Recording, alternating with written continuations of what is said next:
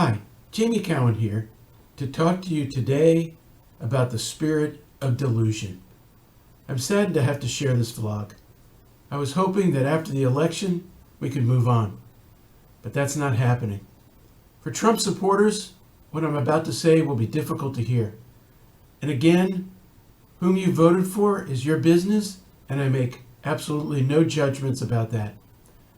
I began writing and vlogging about faith and politics about a year ago. I did so because I saw well-meaning followers of Jesus get caught up in a political maelstrom where now their faith supposedly demanded they enter the political arena and fight for Donald Trump and the Republican Party as if the future of Christianity in America depended upon it. I've discussed the long history of the merger of state and religion. I pointed out numerous times that Jesus said, "My kingdom is not of this world."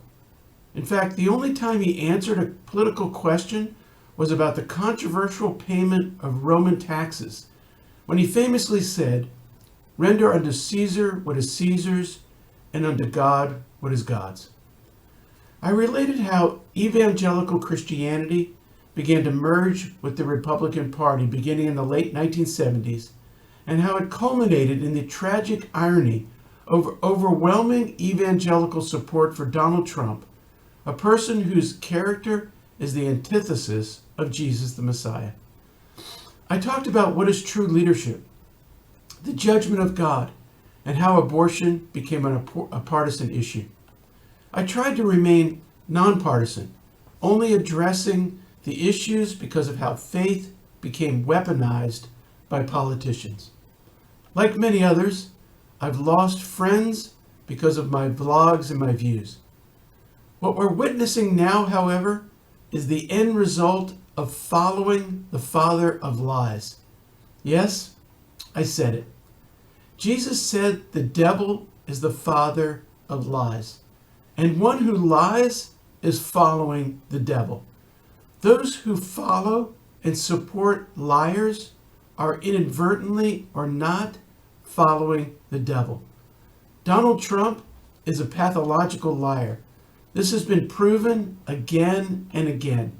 Now he is lying about the most serious issue, whether the election in which he was defeated was fraudulent.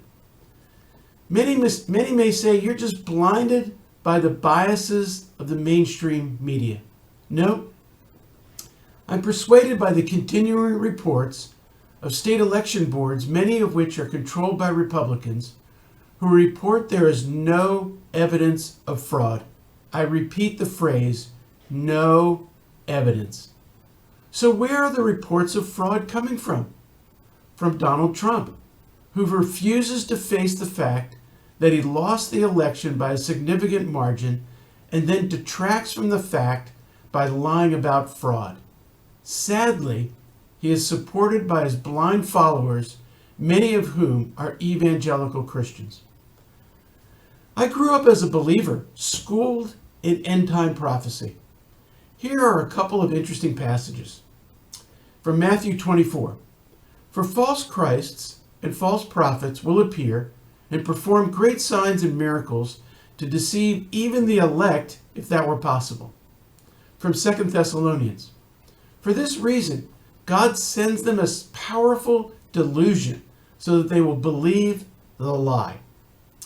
Those are sobering passages that show that Jesus' followers are not immune to deception.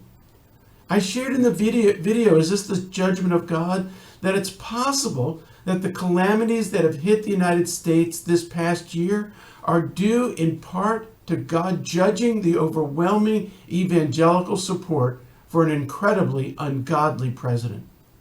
Yet, numerous leaders had the gall to prophesy or declare that it was God's will that Trump would win re-election. Hear what the prophet Ezekiel says about these folks. "This is what the sovereign Lord says. Woe to the foolish prophets who follow their own spirit and have seen nothing. Their visions are false and their divinations a lie. They say, 'The Lord declares,' when the Lord has not sent them, yet they expect their words to be fulfilled. Have you not seen false visions and uttered lying divinations when you say, the Lord declares, though I have not spoken? Therefore, this is what the Lord, sovereign Lord, says. Because of your false words and lying visions, I am against you, declares the Lord. Folks, it's no longer about choosing policy matters over character. It's about following and perpetuating lies. It's about following false prophets. It's about undermining a fair election, undermining government, and putting America's national security at risk. And what for? To follow a bald-faced liar?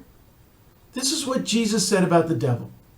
Quote, when he lies, he speaks his native language, for he is a liar and the father of lies. Unquote.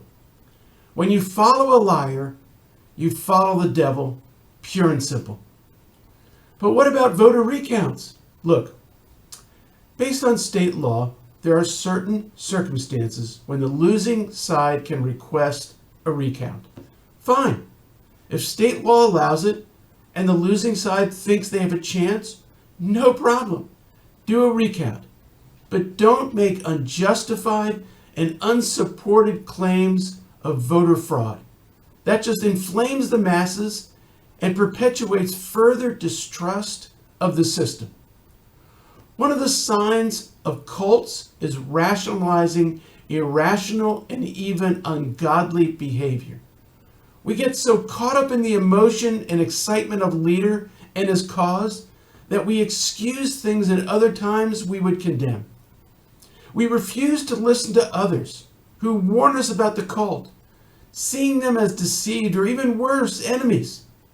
Folks, you who are supporting Trump's lies are part of a cult. I'm sorry to say it. I'm sorry for your sake, for the gospel's sake, and for the sake of the country. If we continue to spread his lies, how then will people believe our message about Jesus the Messiah? Extricate yourself. Turn back to God. Leave congregations that are overly political. Find new spiritual homes. Stop excusing the behavior of false prophets. Run from them. God, have mercy on all of our souls. Thank you, and see you next time.